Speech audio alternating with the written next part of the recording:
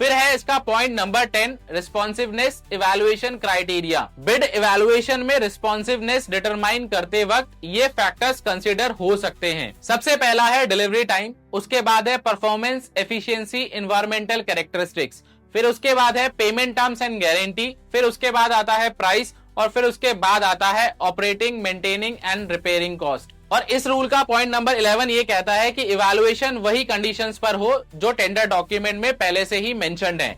देखिए rule number 173 strict है, beads को सिर्फ उन्हीं कंडीशंस पर इवैल्यूएट किया जाएगा जो बिडिंग डॉक्यूमेंट में ऑलरेडी इनकॉर्पोरेटेड हैं। कोई नई कंडीशन इवैल्यूएशन के टाइम पे इंट्रोड्यूस नहीं होंगी। यानी बिड रिस्पॉन्सिवनेस का डिसीजन बिड के कंटेंट्स पर बेस्ड होगा, एक्सटर्नल एविडेंस पर नहीं। फिर आता है इसका पॉइंट नंबर 12, डेडलाइन के बाद बिड चेंज बिल्कुल भी अलाउड नहीं है। डेडलाइन क्रॉस होने के बाद बिडर्स को बिड ऑल्टर, मॉडिफाई करने की परमिशन नहीं होगी। फिर आता है पॉइंट नंबर 13, नेगोशिएशन डिस्करेज सिर्फ एक्सेप्शनल केसेस में।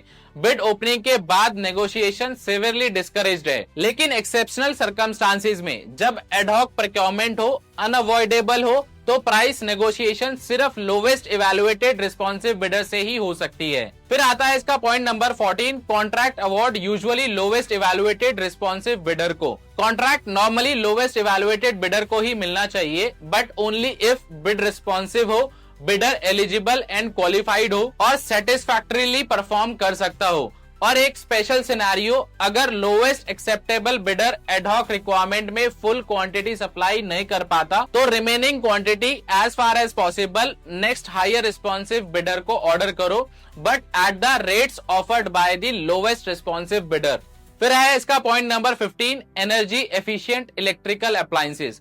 मिनिस्ट्री डिपार्टमेंट्स जब डिपार्टमेंट ऑफ एक्सपेंडिचर द्वारा नोटिफाइड इलेक्ट्रिकल अप्लायंसेस प्रोक्योर करें, तो इंश्योर करें कि अप्लायंसेस पर नोटिफाइड थ्रेशोल्ड या हायर बीई मतलब बीईई स्टार रेटिंग अवेलेबल हो। फिर है पॉइंट नंबर 16, सक्सेसफुल बिडर का नाम पब्लिक करो। सक्सेसफुल बिडर का नाम सीपीपी प्लेटफॉर्म पर, मिनिस्ट्री डिपार्टमेंट वेबसाइट पर और नोटिस बोर्ड बुलेटिन पर मेंशन किया जाना चाहिए।